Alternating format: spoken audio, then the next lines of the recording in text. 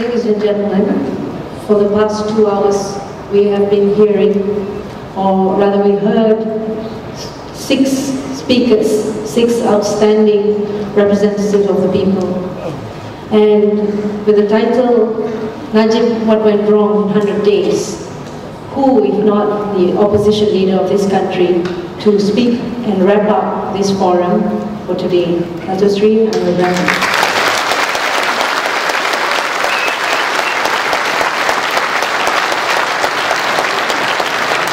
Assalamualaikum warahmatullahi wabarakatuh dan salam sejahtera.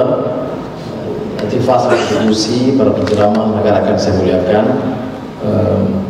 Saya ucap penghargaan, terima kasih. Saya percaya para penceramah telah mengungkap permasalahan yang begitu baik. Saya minta maaf baru sampai. Hari ini one wedding and one funeral. I was in Permatang Pasir to offer my personal condolences to a great friend of mine, Wadi Hamdan, the State Assembly member for Permatang Pasir. He happens to be under Permatang Pau parliamentary constituency. I see another by-election. And then to attend the wedding in KL. Now, of course, we look forward to this by-election. Hopefully, UMNO would repeat its earlier decision not to contest any. But they decide to test, and as Zaid mentioned just now, to say that it's a very critical departure from the series of defeats.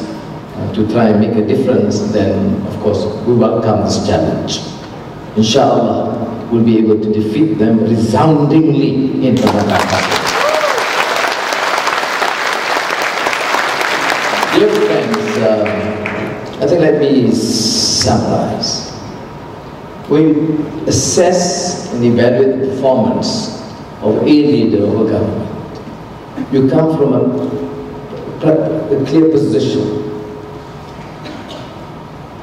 On the 8th of March, we decided to undertake, Malaysians generally, a very bold step.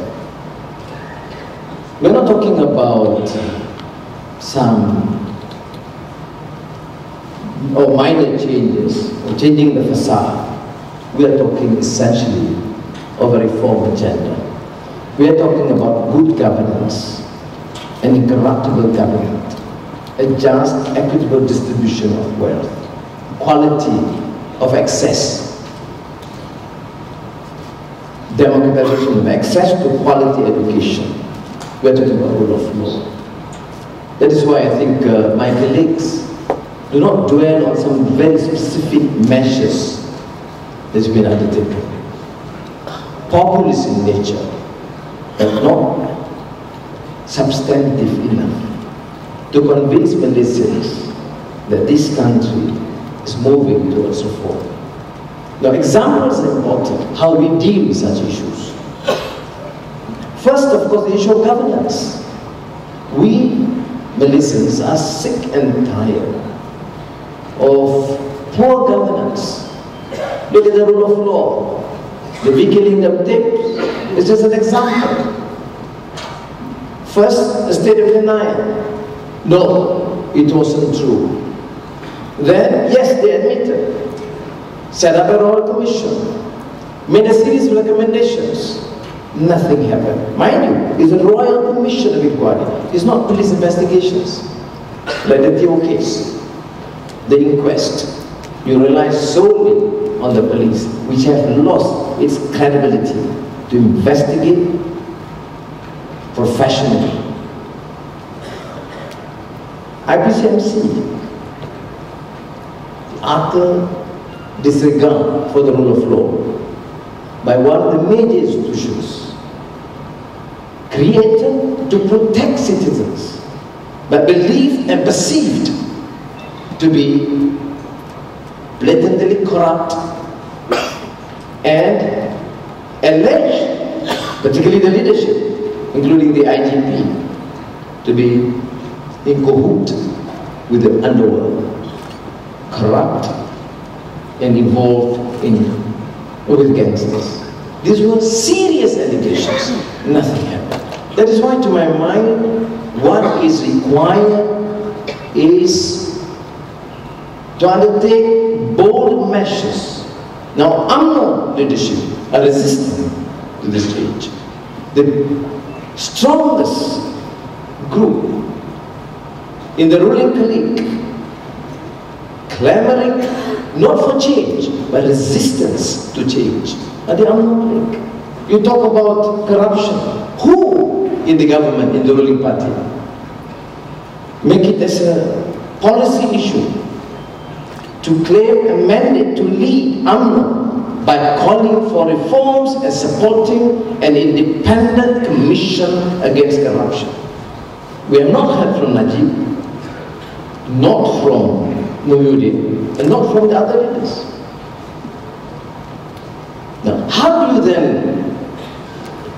assess, evaluate performance of the leadership, unwilling even to state categorically on the issues like the rule of law, independent judiciary, separation of powers? These are not just Keadilan or PAS or DAP promises. These were guarantees enshrined in the federal constitution, and there is no issue either of compromise or to bargain with. We became independent with the sole promise to Malays, Chinese, Indians, Ibans, Kadazans, that this country is going to be independent, liberal, democratic, clear separation of powers.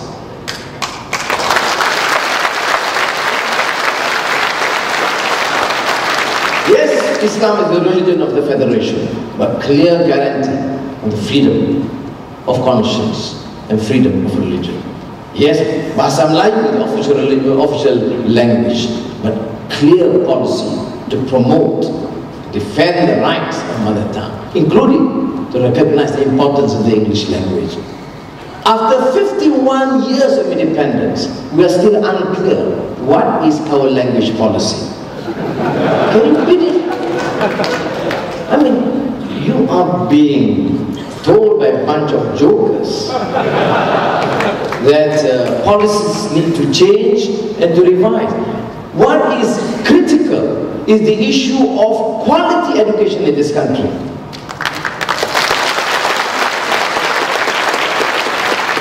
So for the issue of governance, we talk about societal reform.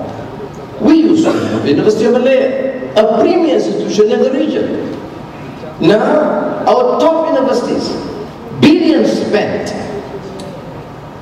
are not even in the 200 category. Yes, at least one have reached 176. Come on, this is unacceptable. To realize that Chulalongkorn University supersedes us. I'm not denigrating the importance of institutions in Thailand, but it just proves a point, that a failure to diagnose the problem. The problem is quality education. In Parliament during the debate, because repeatedly we have said, look, pick up the best brains, the best Malays, get them to lead. The best Chinese, put them as deans or professors or vice chancellor. The best Indians, the best Dayak, move them up and give them that basic one responsibility. Move up the ladder, and your responsibility to ensure that we have quality education in this country.